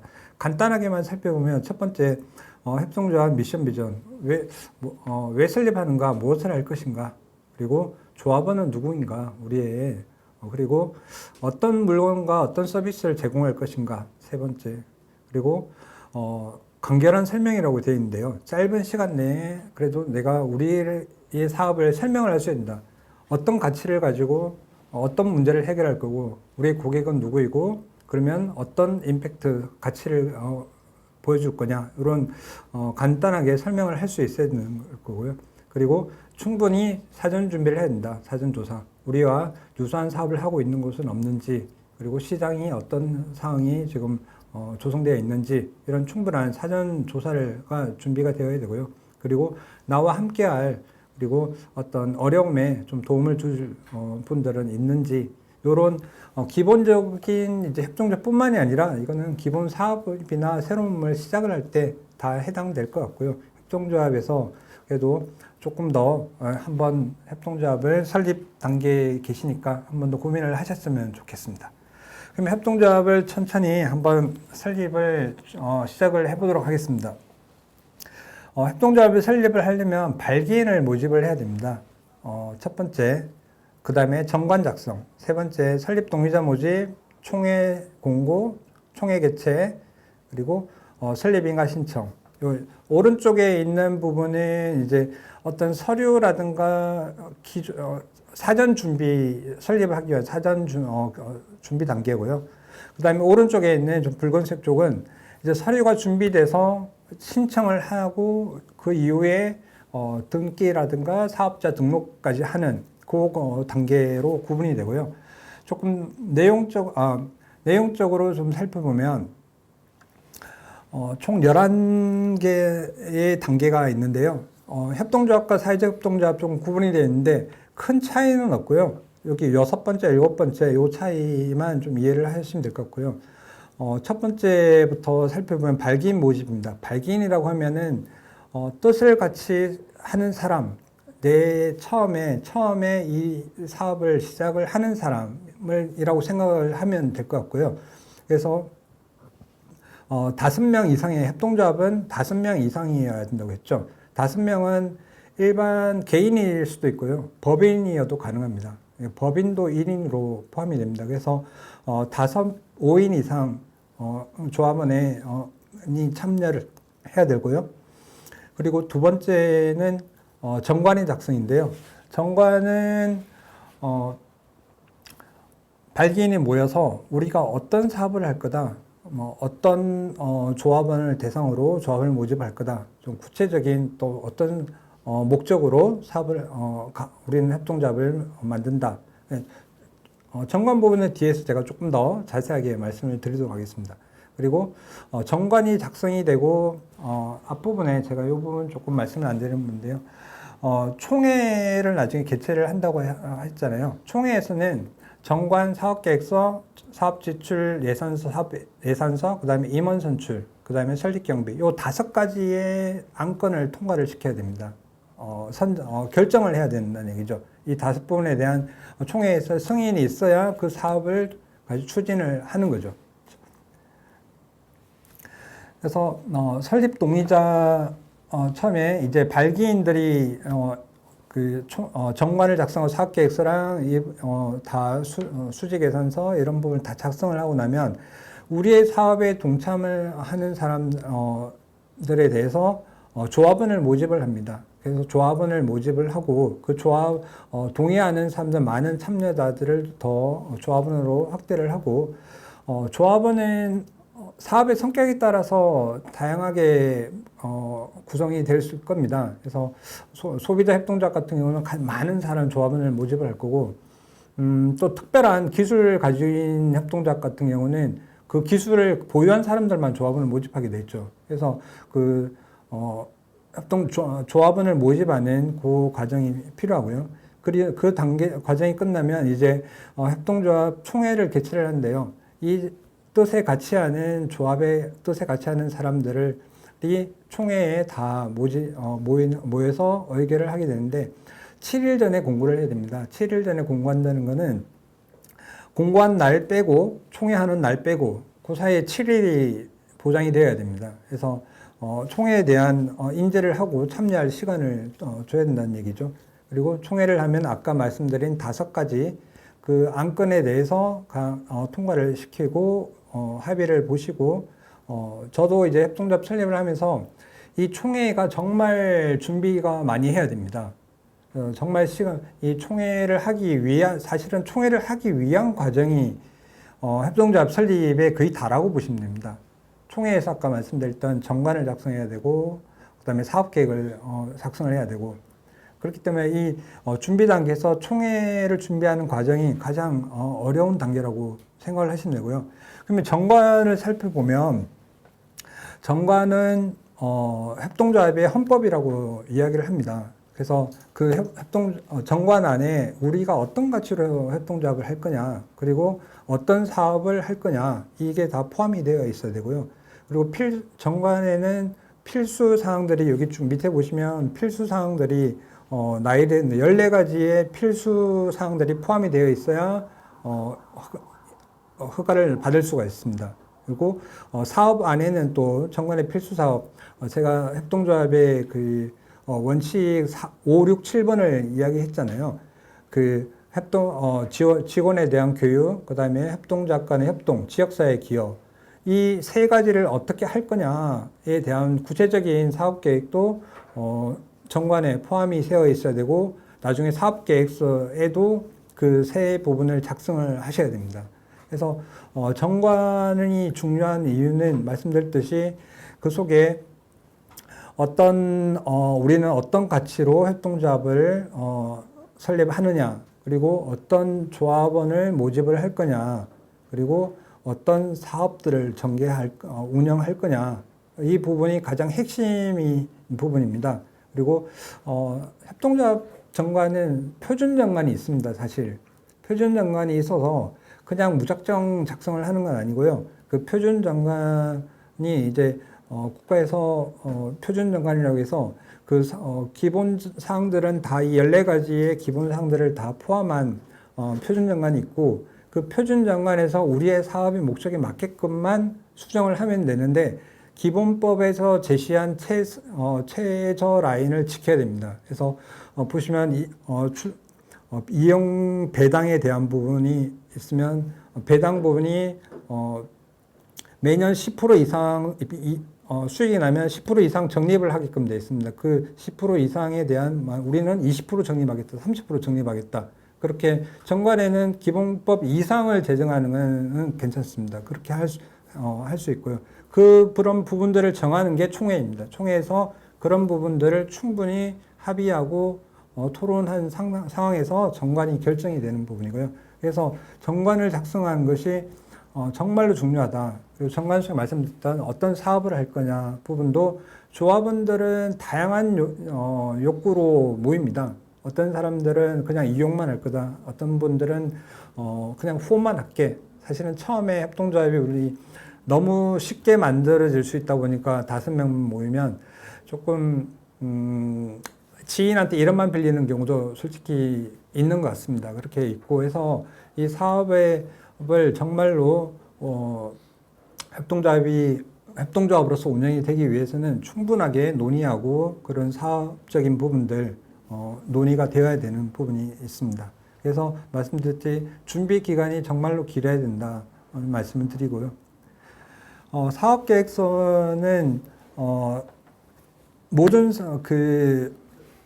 사업들이 다 작성이 되어야 되는데요. 사업계획서 작성 전에 요 한 5가지 정도는 한번 고민을 해 보시면 좋을 것 같습니다. 협동조합 설립을 결정하기 전에 다른 법인을 고민한 적이 있는지, 우리가 지금 협동조합 고민하는데 협동조합이 사업의 형태로 맞는지, 민주적인 의사결정, 그리고 1인 1표 배당, 또 지역사회 공헌, 이런 부분들이 우리 협동조합의 가치, 내가 사업을 하고자 하는 가치랑 맞는지, 이런 법인에 대한 부분이 고민이 필요할 거고요. 그리고 충분히 말씀드린 필요라는 얘기는 내가 하고자 하는 협동조합을 통해서 내가 얻고자 하는 바이겠죠. 그 필요가 다 공유해 본 적이 있는지, 그리고 협동조합 유형은 일반 협동조합인지 사회적 협동조합인지, 아니면 사업의 형태에 따라서 소비자, 직원, 다양한 어떤 형태를 고민을 하게 될 거고요.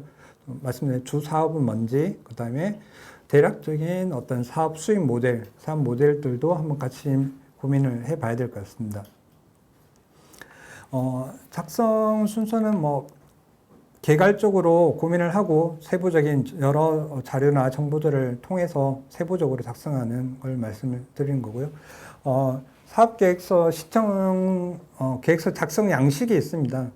뒤에 보시면은 이제 제출 양식들이 있는데요. 그 중에 하나도 양식들이 기본적으로 다 제공이 되고 있습니다. 신청서, 협동조합 신청서부터 사업계획서 보시면 조직에 대한 부분 기본적으로 주소가 어딘지, 그리고 설립 목적이 뭔지, 의사결정 구조는 어떻게 되는지, 임원 현황, 조합원 현황, 조합원 유형에 따라서 몇 명인지, 이런 부분도 작성을 하게 되어 있습니다. 그리고 이제 이렇게 빈칸으로 되어 있는데요. 오른쪽에 보시면은 여기는 이제 사업 계획을 작성을 하는데요. 이 사업 계획은 정관에 있는 사업, 우리가 아까 말씀드렸던 3가지 원칙에 있어서 3가지의 교육과 협동조합 간의 협동, 그 다음에 지역사회 기여, 요걸 포함해서 정관에 우리가 하고자 하는 사업을 다 목록을 다 나열을 했으면은 그 나열한 만큼의 협동조합 사업 계획을 다 작성을 하셔야 됩니다. 그래서 사업 계획의 기본은 우리는 어디에 있는가, 그러니까 내부 환경이나 외부 환경, 그리고 어떤 제품과 서비스를 제공할 건가, 그리고 어떤 방향으로 어떻게 갈 건가, 그리고 어떻게 구체적으로 무엇을 할 것인가, 이렇게 기본적으로 구성이 될 거고요. 작성하는 실제 보시면은 이제 보통 이런 목차를 가지고 작성을 많이 합니다. 일반적인 개요, 그 다음에 세부 사업 내용, 이렇게, 그리고 사업 목적이 뭔지, 사업 내용이 뭔지, 사업 기간은 언제 어떻게 할 건지, 그다음에 수익 모델은 뭔지, 이렇게 기본 하나의 말씀드린 사업이 10개다, 우리가 하고자 하는 사업이 10개다 그러면 10개에 대해서 다 똑같은 형식으로 작성을 하시면, 형식은 사실은 상관이 없지만은 그 10개의 사업들을 다 작성을 하셔야 되는 부분이 있고요. 이 사업들이 우리가 정관의 사업이 우리가 하는 목적, 협동조합을 하고자 하는 목적, 그리고 사업 내용, 그리고 우리가 생각하는 비즈니스 모델, 그러니까 해결하고자 하는 사회 문제에 대한 어떻게 문제를 해결하겠다, 이런 비즈니스 모델과 다 일관성과 논리가 맞아야 됩니다. 그래서 이런 부분에 사업 계획서의 기본적으로 일관성과 논리성이 맞아야 되고요. 협동조합 설립하는 서류는 보시다시피 한 10가지가 되는데요. 이게 다 기본적으로 양식들이 다 제공이 됩니다. 이 양식들은 협동조합 지원센터나 지역에 있는 센터도 있고, 아니면 사회적협진흥원, 지금 협동조합 지원하는 지원센터에서 또 여기 과학기술인 협동조합 지원센터가 있습니다. 과학기술인 지금 설립을 준비를 하고 계시니까 지금 나비 프로젝트도 컨설팅, 설립 지원 컨설팅도 진행을 하고 있고요. 그 다음에 교육도 진행하고 있지만, 이런 설립 관련해서도 필요하시면은 나비 프로젝트에 컨설팅을 신청하시면 설립 지원을 저희가 해드리고 있습니다. 그래서 이런 양식 같은 경우는 충분히 기본 양식이 있으니까 크게 어려움은 없으실 거고요. 그 다음에 이제 총회를까지 했고, 총회에서 이제 사업계획과 이런 부분들이 다 결정이 되고 나면은 이제 설립 신청을 하게 됩니다. 설립 신청을 주무관청에 하는데, 사회적 협동조합 같은 경우는 앞에 보여드린 주무관청 보시면은 중앙행정기관이라고 나오는데요. 중앙행정기관은 그러니까 뭐 과학기술 같은 경우는 과기부가 되겠죠. 과기부를 이야기를 하는 거고, 농업 관련한 부분은 농업축산부가 될 거고, 이런 식으로 주무부처가의 설립 신청을 하는 거고요. 일반 협동조합 같은 경우는 보통 시군, 구, 시도에 하라고 돼 있는데요. 보통은 이제 군 단위가 있으면 군에 신청을 하시면 되고요. 뭐 구청이 있으면 구청에 신청을 하시면 되고요. 그런 식으로 신청을 하시면 됩니다. 그래서 신청을 하면 보통 20일 정도 소요가 된다고 하는데요. 서류가 준비가 잘 되면 사실 금방 처리가 되는 것 같습니다. 요즘은 행정이 좀 빨리빨리 처리가 되고 있어서요. 또 사전에 필요한 서류든가 주무관청이나 이런 거와 소통을 하시면은 더 빨리 진행이 되는 것 같고, 대신에 사회적 협동조합은 말씀드렸듯이 신고가 아니라 허가이기 때문에 인가를 내주는 기간이 많이 걸립니다. 공익사업을 하는 목적에 따라 그 공익사업의 평가를 하고 해서 충분히 그 요건들을 다 갖췄는지 심사를 해서 하는 거기 때문에 시간이 좀 한 2달 정도 걸린다고 이야기를 하는데요. 이 부분도 조금 편차는 있지만은 좀 시간이 좀 걸린다고 보시면 되고, 그래서 사전에 좀 충분히 서류라든가 좀 준비를 많이 하시고, 또 주무부처하고도 소통을 한번 하시는 것도 도움이 될 것 같습니다. 출자금 부분은 보시면 알 것 같고요. 아까 경제적 출자를 해서 거기에 대한 조합원으로서의 참여를 해야 된다는 부분이 있고, 이 부분은 좀 보시면 될 것 같고요. 시간이 많지 않아서 제가 좀 넘어갈 부분은 좀 넘어가고 이야기를 드릴 텐데요. 협동조합은 처음에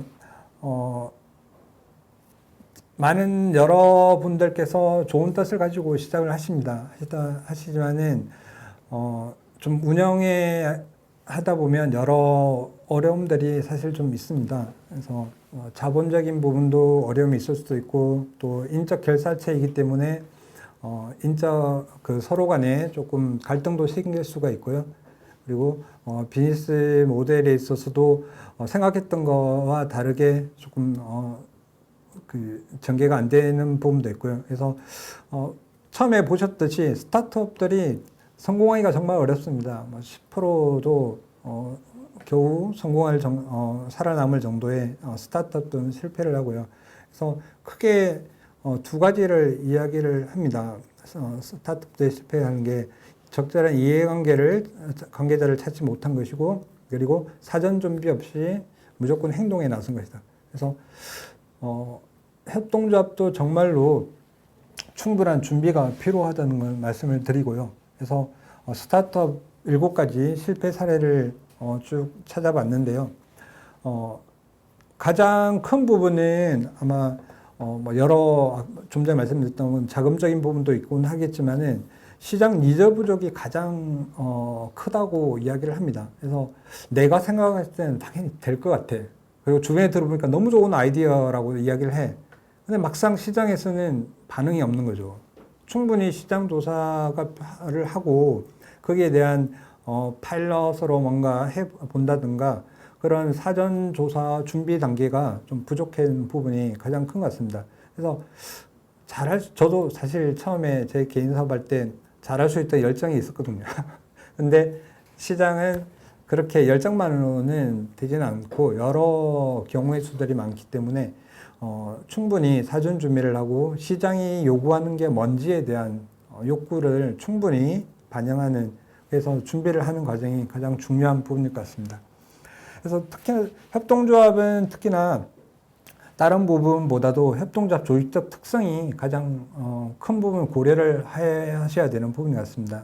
아무래도 초규모 시다 보니까 조합원과의 갈등 문제, 그리고 자본을 확충하는, 협동조합은 주식회사와 다르게 좀 자본을 모으는 게 어려움이 있다고 이야기합니다. 그래서 주식회사는 어떤 아이디어가 있으면 투자 유치도 쉽게 하기도 하고, 많은 스타트업들이 그렇게 해서 유니콘이 되기도 하고 하는데요.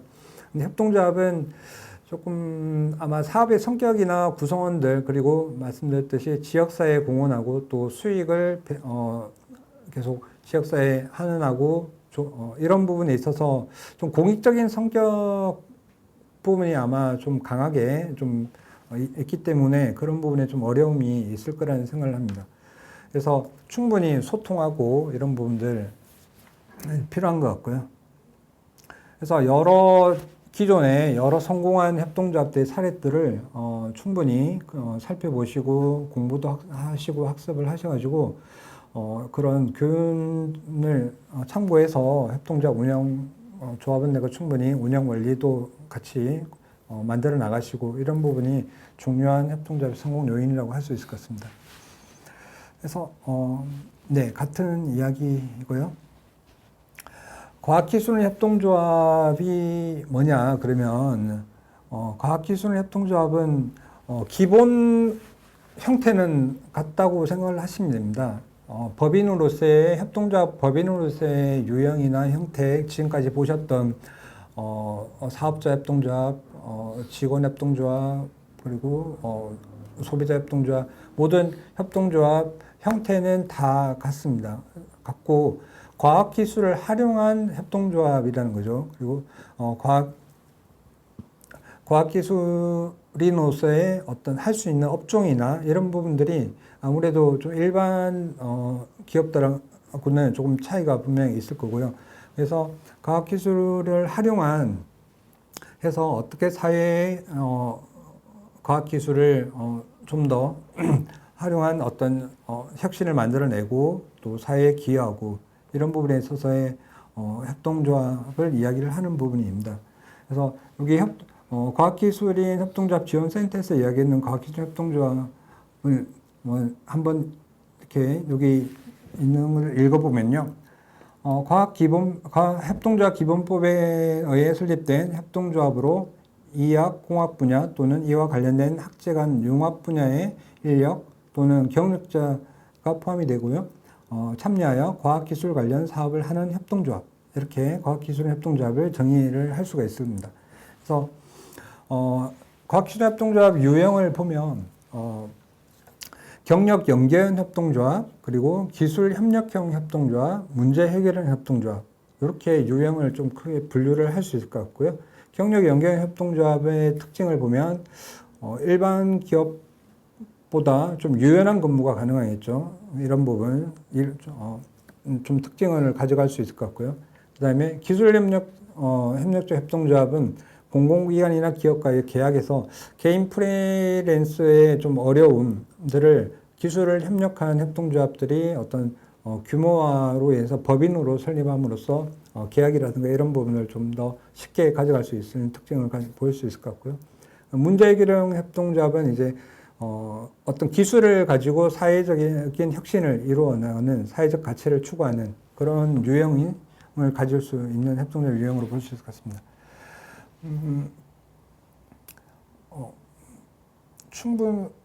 그동안 보시면은 아실 것 같고요. 그래서 조금 넘어가고 금방 크게 세 가지로 좀 말씀을 드렸는데 조금 더 이제 구체적으로 조금 말씀을 드리면 6가지 정도 유형으로 이야기를 할 수 있을 것 같습니다. 그래서 제조 판매형, 조합원이 납품한 부품, 제품을 조립 등을 통해 협동조합 명의로 판매하는 것. 이거는 생산자 협동조합 형태가 되겠죠. 이제 제조 판매형은. 그리고 지역사회 기여형은 지역 자원과 연계하여 지역 경제 활성화 및 지역 문제 해결. 이런 부분은 사회적 협동조합 형태가 될 수도 있을 것 같고요. 그 다음에 사회적 가치 창출형. 이것도 말씀드린 대로 사회적 협동조합 형태가 될 수 있을 것 같고요. 교육 강의형 같은 경우는 조합원들이 공동 개발하고 교재 및 교구를 사용하여 강의 수행하는 거. 이거는 프리랜서 협동조합, 직원 협동조합 이런 형태로 할 수 있을 것 같고요. 그다음에 밑에 프리랜서형이라고 또 되어 있네요. 네. 그리고 산학연 협동형 이렇게 대학과 연구기관, 기업이 연동해서 같이 협동조합으로 운영하는 거 형태. 이렇게 좀 유형들을 좀 나누어 볼 수 있을 것 같습니다. 쭉 유형들은 그동안 쭉 협동조합 유형들을 계속 말씀을 드렸기 때문에 한번 읽어보시면 이런 협동조합들이 있구나 네, 해서 충분히 많은 협동조합, 과학기술인 협동조합들이 운영이 되고 있고요. 그래서 여기 보시면 충분히 네, 다 아실 수 있을 것 같고요. 과학기술인 협동조합을 지원하기 위해서 과학기술인 협동조합 지원 센터가 있습니다. 센터에서 아까 말씀드렸듯이 과학기술인들께서 이제 협동조합 설립을 하시는데 어려움이 겪는 경우에는 설립 지원이라든가 또 운영을 하시는데 어려움이 있으면 운영하는데 경영적인 지원 이런 지원들을 하고 있고요. 그다음에 사업 자금도 지원을 하고 있습니다. 그래서 1년에 한 번씩 공모를 통해서 사업 자금도 지원을 하고 있고요. 그래서 지금 설립을 하고 계신 분들은 일단 설립을 좀 우리가 어떤 과학기술인 협동조합의 형태를 가지고 설립을 할 것인가 그렇게 해서 설립을 하시고 이후에 과학기술인 협동조합 지원센터를 통해서 경영적인 부분, 운영적인 부분들을 하나하나 좀 컨설팅과 교육을 진행을 하시면서 발전시켜 나가는 그런 과정을 겪으면 도움이 많이 될 것 같습니다. 그래서 구체적인 이런 협동조합 지원은 센터에 보시면은 자세히 안내가 되어 있고요. 이런 또 협동조합, 과학기술 협동조합은 그냥 협동조합 설립만이 되는 게 아니고 과학기술 협동조합 지원센터에 과학기술 협동조합을 등록을 하셔야 됩니다. 그래서 등록을 하셔야 그 과학기술 협동조합의 지원센터에서 지원하는 지원들을 다 받으실 수가 있고요. 그래서 설립 단계에 계신 분들은 설립 먼저 하시고 설립이 되면은 완료가 되면은 지원센터에 등록을 하셔서 네, 이런 지원 사업들을 받으시면 좋을 것 같습니다. 제가 시간을 조금 여유를 가지고 하려고 했는데 조금 생각보다는 제가 준비한 게 좀 양이 많았던 것 같습니다. 그래서 좀 자세히 좀 전달됐는지 모르겠는데 처음에 설립 단계에서는 가장 중요한 거는 왜 하려고 하느냐인 것 같습니다. 처음에 말씀드렸을 때 창업을 하는 동기들은 다양하게 있지만은 협동조합을 왜 하려고 하는지 여러 지금 경험들을 가지고 계시고 또 지식도 가지고 계시고 하신 부분들을 어떻게 이걸 활용을 하고 내가 사회나 아니면은 또 사회적인 어떤 기여, 혁신 이런 부분들 그리고 뭐 당연히 비즈니스니까 협동조합으로서 성공할 수 있을까 비즈니스 사업체로서 이런 부분도 충분히 고민을 하는 속에서 협동조합이 준비를 하시면 좋을 것 같고요. 가장 성공한 리더와 조직은 무엇이 아니라 왜부터 시작을 한다고 합니다. 왜 내가 이걸 하는지 존재 유래를 먼저 묻고 그리고 어떻게 무엇을 이렇게 고민을 한다고 합니다. 그래서 여러분들께서도 내가 왜 협동조합을 하는지 그리고 어떤 준비가 되고 있는지 이런 부분들을 사전에 좀 많이 준비를 하셔가지고 함께 하시는 분들과 여러 가지 이야기를 많이 해보시고 논의하시고 충분한 논의 속에서 준비가 되면 좋을 것 같습니다. 그래서 또 준비하시면서 어려운 과정들이 있으시면 언제든지 저희 나비 프로젝트 아니면 과학기술인 협동조합 지원센터로 문의하시면은 저희가 컨설팅 교육을 진행을 하고 있으니까요. 그런 부분 충분히 활용을 하시면 좋을 것 같습니다. 뒷부분은 제가 협동조합 하기 전에 좀 고민을 해보시면 좋을 것 같다고 좀 리스트를 만들어 놓은 거고요. 이런 부분도 한번 읽어보시고 많이 활용을 하시고 협동조합 준비하는데 많은 도움이 되면 좋을 것 같습니다. 오늘 제가 준비한 부분은 여기까지입니다. 긴 시간 들어주셔서 감사합니다. 또 다음에 또 뵙겠습니다.